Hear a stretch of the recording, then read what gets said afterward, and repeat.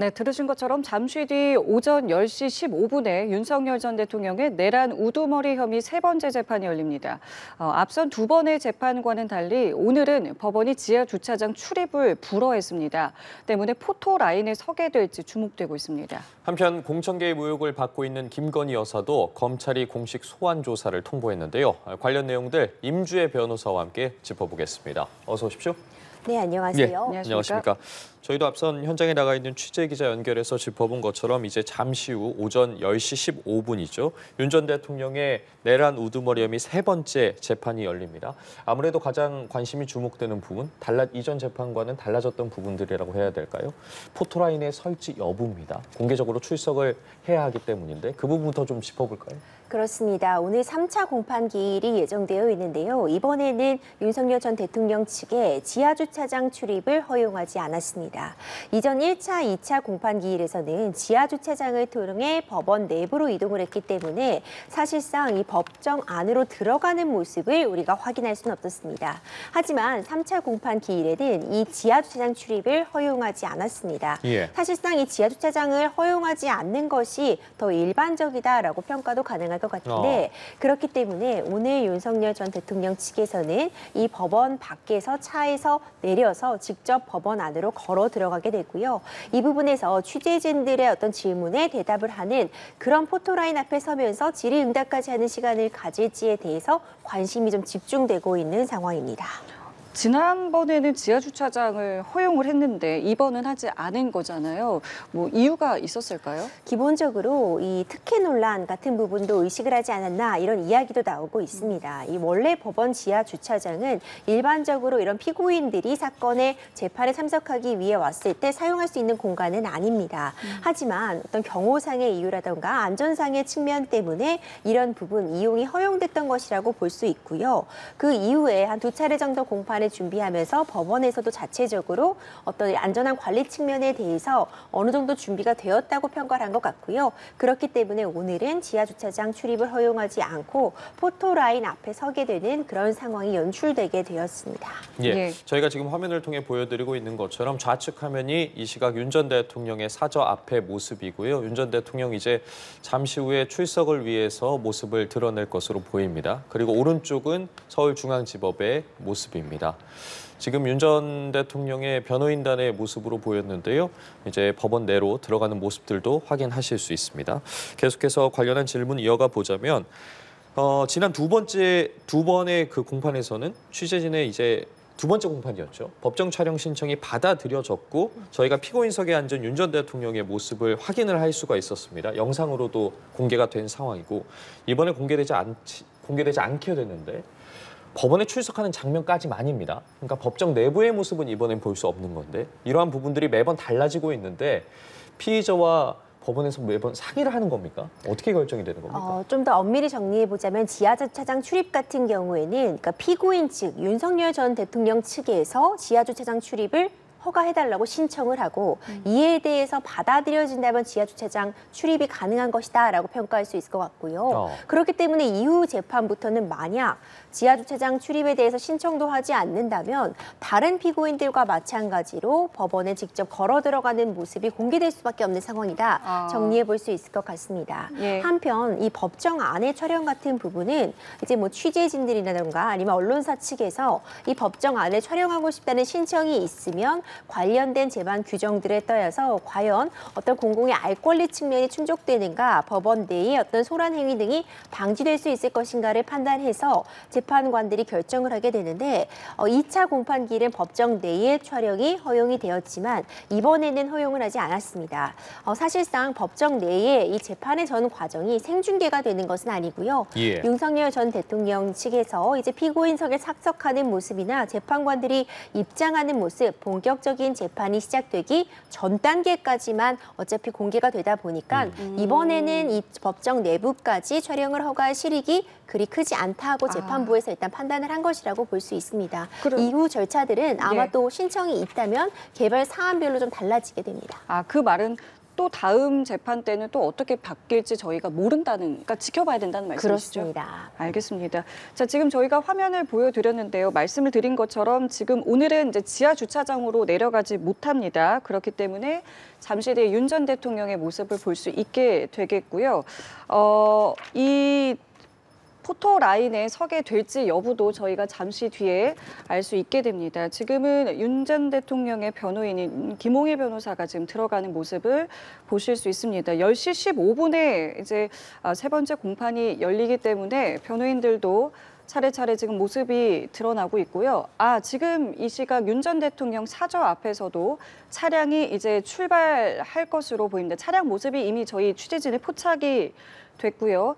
이제 곧 법원으로 향하게 되겠습니다. 예, 지금 가운데 보이는 차량에 아마 윤 전 대통령이 탑승하고 있는 차량으로 보입니다. 검정색 SUV 승합 차량인데 이제 윤 전 대통령 사저를 출발해서 서울중앙지법으로 이동을 하게 되는데 현장 화면 저희가 계속해서 지금 보여드리고 있습니다. 네, 그리 멀지 않은 거리이기 때문에 지금 출발을 하게 되면 곧 도착을 할 것으로 보이고요. 오늘은 이제 서반으로 이제 차량이 정차를 하게 됩니다. 그러면 거기서 차량이 멈추고 차에서 윤 전 대통령이 내려서 이제 걸어 들어가게 됩니다. 거기에 저희 취재진이 이제 포토라인을 만들어 놨는데 거기에 서서 어떤 뭐 말을 할지 아니면 그 포토라인을 그냥 지나칠지 여부는 이제 저희가 잠시 뒤에 화면을 통해서 함께 확인하실 수 있게 됩니다. 예, 비상계엄 사태와 관련해 내란 우두머리 혐의 등으로 기소된 윤 전 대통령 세 번째 재판이 오늘 진행이 되게 됩니다. 잠시 뒤인 오전 10시 15분 서울중앙지법 형사합의 25부, 서울법원 종합청사 417호 형사대법정에서 윤 전 대통령의 세 번째 공판을 진행을 하게 됩니다. 말씀드린 것처럼 앞서 지하주차장을 이용했던 두 번의 재판과는 달리 오늘은 지상 출입구를 이용해서 윤 전 대통령이 출석을 하게 됩니다. 법원이 지난 두 번의 재판 때와는 다르게 지하주차장을 통해 출입하게 해달라는 대통령 경호처의 요청을 받아들이지 않았기 때문인데 이에 파면 후 첫 포토라인에 서게 될지 여부도 관심이 굉장히 쏠리고 있고 취재진의 질문에도 응할지 여부도 계속 지켜봐야 할 것 같습니다. 예, 자 저희가 조금 전에 말씀드렸던 차량이 지금 저희 취재진의 확인 결과 아직은 윤 전 대통령이 탑승한 차량이 아닌 것으로 확인이 좀 됐고요. 저희가 이 부분은 다시 한번 좀 확인이 되면 다시 또 말씀을 드리도록 하겠습니다. 변호사님, 지금요 오늘 또 하나 또 주목되는 것이 검찰이 직권남용 권리행사 방해 혐의로 추가 기소를 했고 이 부분이 이제 병합이 됐다라고 이제 소식이 들려오고 있는데 일단 어떤 부분이 추가 기소가 된 건지부터 좀 다시 한번 좀 말씀을 해주실까요? 그렇습니다. 오늘 3차 공판 기일은 애초에 내란죄 형사재판이다라고 이제 불리는 그런 재판이었습니다. 이 내란죄만 기소가 됐던 것은요. 현직 대통령 신분에서는 이 불소추 특권에 따라서 내란 외환의 죄 외에는 기소되지 않는다라는 부분이 명시가 되어 있었기 때문입니다. 하지만 파면 결정 이후 결국 현직 대통령으로서만 가질 수 있는 불소추 특권이 사라졌기 때문에 이 직권남용죄 혐의가 이 내란죄 형사재판에 추가되었다라고 평가할 수 있습니다. 그래서 이제 한 재판에서 함께 심리가 되는데 직권남용 혐의라는 것은요. 결국 윤석열 전 대통령이 권한을 남용해서 다른 사람으로 하여금 권한이 없는 일을 강요하였다라는 부분이 문제되는 것입니다. 애초에 공수처에서는 이 직권남용 혐의를 인지하였고 이것을 수사하다가 내란죄까지 관련 사건으로서 수사할 수 있는 적법한 수사권을 갖고 있다라고 이야기할 만큼 사실상 12.3 비상계엄 선포가 직권남용죄와도 맞닿아 있는 직접적으로 연관이 되어 있는 그런 부분이라는 점을 고려한다면은 자연스럽게 내란죄 형사재판과 함께 직권남용죄에 대한 부분이 논해진다 이렇게 볼 수 있을 것 같고요. 오늘 3차 공판 기일에서는 직권남용 부분도 함께 포함이 되어서 지금 재판이 진행되게 됩니다. 말씀해 주신 부분과 연계해서 좀 생각해 볼 만한 지점이 서울중앙지법 형사합의 25부가 이번 재판을 진행 중이지 않겠습니까? 이곳에서 지금 윤 전 대통령 형사재판뿐만 아니라 김용현 전 국방부 장관과 이 조지호 경찰청장을 비롯해서 다른 이제 관련자들의 재판이 모두 진행이 되고 있습니다. 이 같은 형태의 재판이 좀 통상적인 건지도 궁금한데요. 그렇습니다. 지금 말씀 주신 것처럼 오늘 있는 이 재판도 이 서울중앙지법 형사합의 25부가 담당을 하고 있는데요. 지금 형사합의 25부가 사실상 내란죄 전담 재판부다라고 평가를 받고 있습니다. 그러니까 이 윤석열 전 대통령뿐만 아니라 김용현 전 장관이라던가 이번에 지금 12.3 비상계엄 사태와 관련해서 관련자들이 대부분 이 형사합의 25부에서 재판을 받고 있기 때문인데요. 예. 물론 현직 군인 신분 같은 경우에는 이제 군사법원이 담당하고 있지만 실질적으로 형사 25부가 내란죄를 전담하고 있습니다. 이제 그렇게 배당이 된 이유는요. 사실상 동일한 사실관계, 12.3 비상계엄의 전 과정이라는 그 사실관계는 다른 피고인일지라도 동일하기 때문에 적어도 이 해당 사실관계는 한 재판부에서 계속해서 반복적으로 확인을 하면서 재판을 진행하는 것이 더 효율적이다. 그리고 신속하고 보다 정확한 재판이 가능하다는 판단 하에 이렇게 좀 형사 25부를 전담하는 그런 재판부로 지정해 두었다고 보여지고요. 이런 부분이 뭐 일반적이다, 일반적이지 않다라고 평가하기는 좀 어려운 측면, 특히 내란죄라는 부분이 이전에 다뤄진 적이 있었나 싶을 정도로 정말 예외적인 상황이란 점을 감안해도 일반적으로 다른 사건일지라도 사실관계가 동일하다면 하나의 재판부에서 심리를 하는 것이 이례적이라고 평가하긴 어려울 것 같습니다. 자, 그렇다면 오늘 3차 공판에서는 어떤 부분들이 좀 다뤄집니까? 3차 공판에서도 이제 1, 2차 공판과 마찬가지로 증인신문, 특히 검찰 측에서 신청한 증인들의 증인신문들이 예정되어 있습니다. 오늘 3차 공판은 박정환 육군 특수전 사령관과 그리고 오상배 육군 수도방위 사령관 부관이 증인으로 출석하게 되는데 이 두 증인은 의미가 좀 깊다고 볼 수 있습니다. 이 박정환 참모장 같은 경우에는 곽종근 사령관의 그 전화 통화를 받을 때 바로 옆에 동석을 하고 있었다라고 알려져 있고요. 오늘 이제 윤 전 대통령의 3차 공판에서의 증인들에 대해서 이야기를 나누고 있었죠. 말씀 좀 이어가 주실까요? 그렇습니다. 오늘 있을 이 증인 신문에서도 이전 공판들과 이제 유사한 취지, 특히 어떤 윤석열 전 대통령 측이 12.3 비상계엄 일련의 과정에서 구체적으로 사령관들에게 어떤 지시를 내렸는가, 그 지시를 전달받은 것을 어떤 방식으로 목격하였는가, 그 내용은 어떠하였는가에 대한 질문들이 오고 할 것이라고 충분히 예측이 가능하고요. 오늘 나올 이 증인들의 면면을 보자면은 결국 곽종근 사령관이나 이진우 사령관으로부터 어떤 윤석열 전 대통령의 지시를 전달받은 부분을 근처에서 확인을 했다거나 함께 그 지시를 들은 그런 인원들을 대상으로 하고 있기 때문에 오늘 나올 그 증언들도 굉장히 그 중요성이 남다르다 이렇게 평가가 됩니다. 그 중요성에 대해서 말씀을 해주셨는데 윤 전 대통령 첫 공판에서 90분이 넘게 직접 발언을 하지 않았겠습니까? 그렇다면 오늘도 좀 직접 발언을 한다거나 아니면 반대 신문에 나설 가능성은 어떻게 봐야 될까요? 재판장의 허가를 얻어서 발언 기회를 얻을 가능성은 열려 있습니다. 다만 이제 시간적인 제약 측면도 고려하지 않을 수 없을 것 같은데요. 이전 공판들도 시간이 굉장히 오래 걸렸었죠. 증인 신문의 과정을 보자면 일단 뭐 주신문, 반대 신문이 예정되게 되지만 시간적인 측면 충분히 그렇게 발언권을 보장해 줄 만한 물리적인 시간이 되는가 이 부분을 좀 재판관들이 판단을 할 것 같고요. 꼭 피고인이 직접을 발언을 하는 것이 본인의 방어권 행사 측면에서 도움이 되는 것만은 아닙니다. 경우에 따라서는 오히려 본인에게 불리한 이야기도 할 수 있고 상대방에게 어떤 약점이나 허점을 노출시킬 수도 있는 그런 부분도 있기 때문에 아마도 피고인 측에서도 변호인과 좀 상의를 거친 이후에 직접 신문에 나선다거나 추가적인 발언을 할지는 결정할 것 같습니다.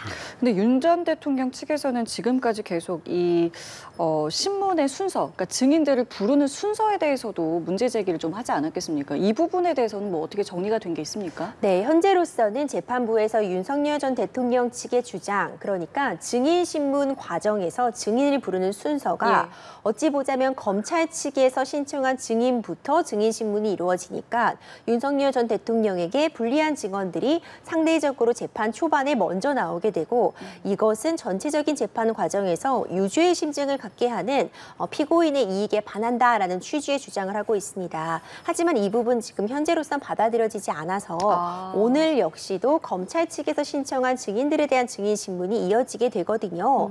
물론 증인 신문은 증인 채택에 따라서 이루어지기 때문에 이후 진행이 될 공판에서는 다소 윤석열 전 대통령 측의 주장이 일부 받아들여질 수는 있겠으나 현재로서는 검찰 측이 신청한 증인들 먼저 증인 신문이 이루어지고 있습니다. 네, 이제 10시 15분부터 15분쯤 후가 되겠네요. 3차 공판이 진행이 되게 될 텐데 지금까지 남은 시간 동안 이뤄지게 되는 절차라고 해야 될까요? 어떤 부분이 좀 주목되는 점이라고 해야 될까요? 그렇죠. 10시 15분에 재판이 시작되기 때문에 그전에 일단 피고인이 피고인석에 착석을 하게 되고요. 변호인단과 오늘 있을 재판에 대한 이야기를 나누게 됩니다. 전략을 짤 수도 있고 준비를 하는 시간 같고요. 재판이 시작되면 재판관들이 들어오게 되고 일어나서 인사를 한 이후에 이제 본격적으로 재판관도 착석을 하게 되면은 본격적인 재판이 시작되게 된다고 볼 수 있습니다. 인정신문 같은 부분, 피고인 출석했느냐, 변호인 누가 출석했느냐 확인하는 절차를 거쳐서 본격적인 재판이 시작되게 됩니다. 예. 자, 이렇게 되면은 이제 오늘 이제 세 번째 재판, 공판이 진행이 되는데 앞서 말씀하신 것처럼 이전 두 공판이 상당히 오래 진행이 됐잖아요. 그러면은 오늘도 또 오래 진행된다라고 저희가 좀 볼 수 있겠습니까? 그렇죠. 사실상 딱 끝나는 시간을 정해놓고 재판을 하진 않습니다. 그렇죠. 그리고 관련 사건의 어떤 중대성들을 감안할 때 충분히 증인 신문은 이루어질 수 있도록 재판부에서도 진행을 할 것이라고 보고요. 그렇다면은 사실 끝나는 시간을 딱 예측하기는 현재로서는 좀 어렵지만 시간이 상당 부분 소요되지 않을까 생각이 듭니다. 예. 통상적으로 그렇다면 지금 저희가 조금 전에 출석 장면 보여드리고 있는데 네. 퇴장할 때도 같은 경로를 통해서 이제 퇴장을 하게 되는 겁니까? 그렇습니다. 이 해당 장소, 지금 이 서관 앞 풍경이 좀 낯익다 이렇게 느끼시는 시청자분들도 많을 것 같아요. 이제 여러 유력 정치인이라던가 아니면 정계 인사들 재판을 받을 때 출석하는 모습이 항상 이 문을 통해서 공개가 되거든요. 예, 맞습니다. 네, 그래서 이제 차량에서 내려서 이제 이 안으로 들어가는 모습 항상 이 배경으로 우리가 봐왔기 때문에 이제 나갈 때도 이제 재판이 끝나고 나갈 때도 같은 경로라고 보실 수 있을 것 같습니다. 그 재판부에서 이제 공판기일을 쭉 잡아놨잖아요. 이게 연말까지 지금 잡아놨는데 궁금한 것이 이 재판 진행 과정에서 이 공판기일이 뭐 더 늘어나거나 뭐 줄어들거나 이런 부분도 있는 건지 아니면 정해놓은 순서대로 가는 겁니까? 일단 재판부에서 윤석열 전 대통령의 재판을 올해 연말까지 28차례 정도 기일을 미리 잡아두었습니다. 한 달에 서너 차례씩 꾸준히 기일을 열겠다라는 입장을 보인 것인데 이 기일이라는 것은 기본적으로 변경이 충분히 가능합니다. 상황에 따라 추가적으로 필요하다면 기일을 더 잡을 수도 있고요. 중간중간 어떤 사정이 발생한다면 기일 변경도 있을 수는 있습니다. 예, 알겠습니다. 자, 저희가 지금 계속해서 윤석열 전 대통령의 내란 우두머리 혐의 3차 공판과 관련한 현장 들어오는 속보들 통해 그리고 화면들 통해서 계속해서 대담 나눠보고 있는데 현재 지금 윤 전 대통령 같은 경우에 불구속 상태에서 재판을 받고 있지 않겠습니까? 일각에서는 내란 혐의 종사자들은 구속돼 있는데 지금 윤 전 대통령이 불구속 상태라는 게 합당하지 않다라는 이야기도 있습니다. 재구속과 관련된 여부도 계속해서 이야기가 나오고 있는데 이 부분에 대해서는 저희가 좀 어떻게 바라봐야겠습니까? 관련자들이 구속이 되어 있다. 이제 이 부분은 이제 고려가 될 만한 사정이 될 수는 있겠지만 일단 구속 취소 결정이 있었기 때문에요. 동일한 사유로 다시 구속하는 것은 어렵다고 보여지고요. 다만 지금 새로운 혐의들에 대한 수사도 계속해서 진행되고 있습니다. 대표적인 것이 적법한 체포에 부당한 방식으로 불응했다는 점, 특수공무집행 방해 같은 부분도 수사가 진행되고 있거든요. 새로운 사안에 대해서 다시 기소를 하면서 그 사안을 이유로 해서 구속을 시도하는 것은 가능하겠지만 이미 한번 구속 취소 결정이 있었기 때문에 수사기관 입장에서도 어떤 재구속을 시도하는 것은 충분한 증거가 확보가 되고 절차상의 어떤 미비점이 없다고 판단되는 시점에 어떤 재구속 여부에 대해서 다른 사유로의 구속에 대해서 좀 고려하지 않을까 싶습니다. 알겠습니다. 오늘 이제 공판 내용들은 이제 들어오는 대로 계속 좀 전해드리겠고요. 김건희 여사 내용도 좀 짚어보겠습니다. 검찰이 소환 조사를 통보했습니다. 그렇습니다. 이 문제가 되고 있는 혐의는요. 예. 지금 김건희 여사를 피의자로 적시를 해서 소환을 통보한 상황인데 명태균 씨와 관련된 부분입니다. 결국 일명 명태균 게이트다, 명태균 사태다 불려지는 이 상황처럼 김건희 여사가 과연 지난 이제 그 공천 과정에 개입을 해서 어떤 영향력을 끼치려 하였는가, 어떤 대가를 지불하지 않고 여론조사 결과에 대해서 확보를 하고 또 여러 가지 청탁의 그런 대가로서 특정한 인원에 대해서 공천을 받게 해줄 것을 이 명태균 씨에게 요구하였는가, 이런 부분들이 쟁점이 되고 있습니다. 이전에도 김건희 여사의 대면 조사 필요성을 검찰 측에서 주장하면서 여러 차례 일정 조율을 시도했으나 일정 조율이 이루어지지 않고 소환에 불응을 했었거든요. 이번에 이제 정식 절차가 개시되었다고 보여집니다. 정식으로 이제 검찰 측에서 날짜를 통보해서 대면 조사를 요청할 것이고, 아마 지금 이 대면 조사 요청에 응하지 않을 가능성이 좀 높다고 점쳐지고 있는데 계속해서 소환에 불응한다면, 특히 3차례 이상 정당한 사유 없이 소환에 불응한다면 이제 강제 조치라고 볼 수 있는 영장 발부 가능성, 이런 부분들이 논의가 될 수 있습니다. 일각에서는 그와 관련해서 좀 조기 대선 국면이 본격화했기 때문에 선거 전에 소환이 어렵지 않겠냐라는 부분도 있는데 그 부분과 연관해서는 좀 어떻게 봐야겠습니까? 맞습니다. 예. 아마도 이제 조기 대선이 가깝기 때문에 지금은 뭐 적절하지 않다. 그리고 이전에 청문회 출석 요구에 대해서도 김건희 여사가 그러니까 심신쇠약, 지금 1년의 이런 과정들을 거치면서 건강이 매우 좋지 않다는 이유로 청문회 출석도 거부했던 바가 있거든요. 그렇기 때문에 아마도 현재 어떤 정치적인 일정들이 앞두고 있다는 점, 그리고 건강상의 이유를 들어서 대면 조사가 어렵다라는 의견을 펼 가능성이 매우 높아 보이고요. 시점은 좀 달라질 수 있겠지만 이제 검찰 측에서도 결국 이 수사에 대해서 김건희 여사에 대한 수사 없이는 마무리가 불가능하다라는 점을 계속 거듭해서 언급하고 있는 만큼 계속해서 소환에 불응한다면 결국은 소환을 위해서 어떤 강제적인 조치의 카드도 꺼낼 수밖에 없다, 이렇게 보여집니다. 그 말은 지금 검찰이 충분히 좀 자신하고 있다, 이렇게 역으로도 해석해 볼 수 있겠습니까? 일부 그렇게 해석도 가능해 보입니다. 일단 피의자로 지금 적시가 되어 있는 상황이고요. 다른 관련자들에 대한 조사라던가 어느 정도 녹취, 증언, 진술 이런 부분들이 확보가 되었기 때문에 이제 최종적으로 김건희 여사의 조사를 통해서 마지막 퍼즐을 맞추겠다라는 취지로 지금 읽혀지긴 하거든요. 또 섣불리 어떤 대면 조사를 요구했다가 좀 소득이 없을 경우에는 오히려 검찰 측에서 역풍을 맞을 수도 있는 그런 상황이기 때문에 어느 정도 준비를 마치고 소환을 요구하지 않았을까 예상이 됩니다. 그리고 최근에는 윤 전 대통령 부부와 이제 건진법사 전성배 씨 사이의 의혹을 수사 중인 서울 남부지검 이제 압수수색 영장을 제시를 했습니다. 김건희 여사 휴대전화 등의 압수물 일부를 제출받은 것으로 알려졌고 관련한 소식 저희도 전해드렸었는데 이 다른 수사에서 압수한 증거물이라고 해야 될까? 이런 부분들을 또 사용할 수도 있는 겁니까? 그러니까 다른 수사에서 압수한 증거는 이 압수를 할 때도 어떤 조사를 위해서, 어떤 혐의에 대한 입증을 위해서 이 압수 영장이 발부되었다는 부분이 명시가 되어 있습니다. 그렇기 때문에 함부로 아예 다른 사건에 해당 압수물을 근거로 해서 어떤 판단을 내리는 것은 어렵다고 보여지고요. 다만 이 사안 같은 경우에는 사실 일명 건진법사라고 하죠.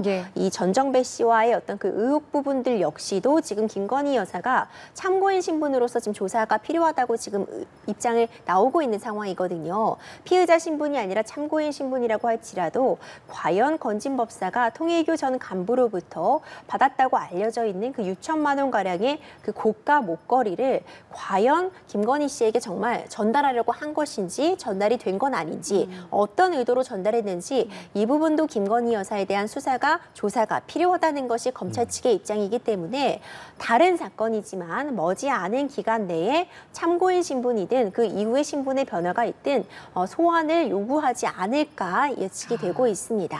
그럼 전성배 씨 같은 경우에도 이제 본인에 대한 재판이 지금 진행되고 있잖아요. 이거는 어떻게 좀 진행되고 있습니까? 그렇습니다. 전성배 씨 본인도 지금 본인에 대한 이 형사재판 공판기일이 이제 2번째 열리게 됩니다. 결국 이와 관련된 의혹은요. 이 앞서 말씀드렸던 그 목걸이 청탁 부분과는 또 별개의 문제 부분인데 2018년도에 이 전성배 씨가 자유한국당 후보 경선에 출마한 예비 후보를 공천을 받게 해주겠다면서 현금 1억여 원을 받은 혐의로서도 지금 재판이 진행 중입니다. 이 정치자금법 위반 등이 문제가 되고 있고 현재 지금 재판을 받고 있는 상황인데 이와 관련해서 전성배 씨 본인은 뭐 정치인이 아니었기 때문에 정치자금법 위반이 문제되지 않는다라는 취지로 방어 논리를 세우고 있지만 이것이 어쨌든 어떤 정치 행위와 관련된 부분이고요. 지금 선거 과정에서 어떤 금품이 전달이 되고 이와 관련해 구체적인 청탁이 있었다라는 부분들이 지금 확인이 된다면 정치자금법 위반 관련 쟁점이 논의가 될 수밖에 없는 상황입니다. 예, 알겠습니다. 이제 잠시 후 한 5분 뒤가 되겠네요. 윤 전 대통령의 내란 우두머리 혐의 세 번째 재판이 진행되는데 관련 내용들 저희 임주혜 변호사와 짚어봤습니다. 말씀 고맙습니다. 감사합니다.